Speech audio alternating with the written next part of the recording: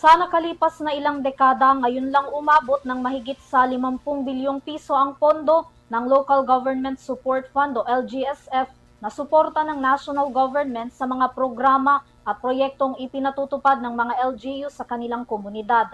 Ayon kay Pangulong Marcos, bahagi ng kalahati ng kabuuang pondo ay inilaan para sa pagbibigay ng bigas sa milyong-milyong mga Pilipino sa bansa. Tunghayan ang iba pang detalye ng balita sa report na ito. Aabot sa 5 milyong Pilipino sa buong bansa ang makakatanggap ng 10 kilo ng bigas sa loob ng 6 na buwan kada taon. Itong binigyang diin ni Pangulong Ferdinand Marcos Jr. sa ceremonial handover ng mahigit sa 57.8 billion pesos na Local Government Support Fund o LGSF na bahagi ng 2026 General Appropriations Act o GAA. Tinanggap ito ng League of Provinces of the Philippines, League of Cities of the Philippines at League of Municipalities of the Philippines na silang mangangasiwa sa LGSF, katuwang ang Department of the Interior and Local Government o DILG. Ayon sa Pangulo, 50% ng kabuuang pondo ng LGSF ay inilaan para sa nationwide rice distribution program ng national government at mga LGU. Naglalayon daw ito na matulungan ng bawat pamilyang Pilipino na may maihaing kanin sa kanilang hapagkainan na makakabawas sa kanilang pang-araw-araw na gastusin.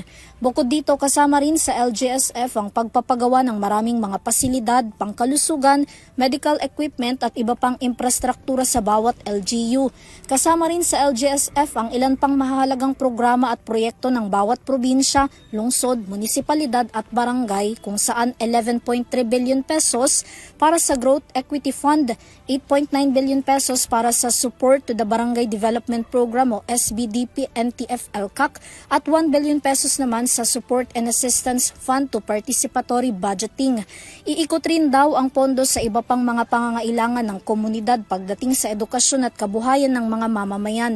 Naniniwala naman si Pangulong Marcos na sa pamamagitan ng LGSF sa ilalim ng mga lokal na pamahalaan, maipatutupad ng maayos, progresibo at mas maunlad ang bawat programa sa bawat lokalidad na mapapakinabangan ng hindi nasasayang o nalulustay ang pera ng taong bayan na ginagamit lamang sa pansariling interes ng sinuman. Kaya't umaasa ako na magiging bahagi ang lahat ng sama-samang pagsisikap para sa mas progresibo, mas maunlad at mas makatarungang lipunan. Hinihikayat ko ang lahat na makilahot upang ang mga proyekto sa inyong komunidad at maging katuwang ng pamahalaan sa pagtiyak na ang pondo ay napapakinabangan ng bawat mamamayan. Sama-sama nating itatag ang bagong Pilipinas na mas handa sa hamon, mas bukas sa oportunidad, mas maunlad para sa mga susunod na henerasyon. Samantala sa kasaysayan ng Pilipinas, ang LGSF ngayong taon ang may pinakamalaking pondong inilaan sa mga LGU na layong suportahan at tulungan ang lahat ng probinsya, lungsod, munisipalidad at barangay para maipatupad ang mga programa sa kanilang komunidad na nasasakupan.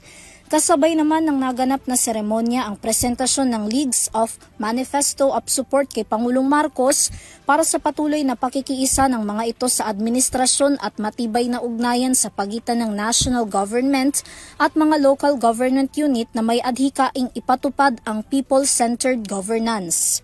Para sa EuroTV News, Vanessa Cleofa, sumasaludo sa bawat Pilipino.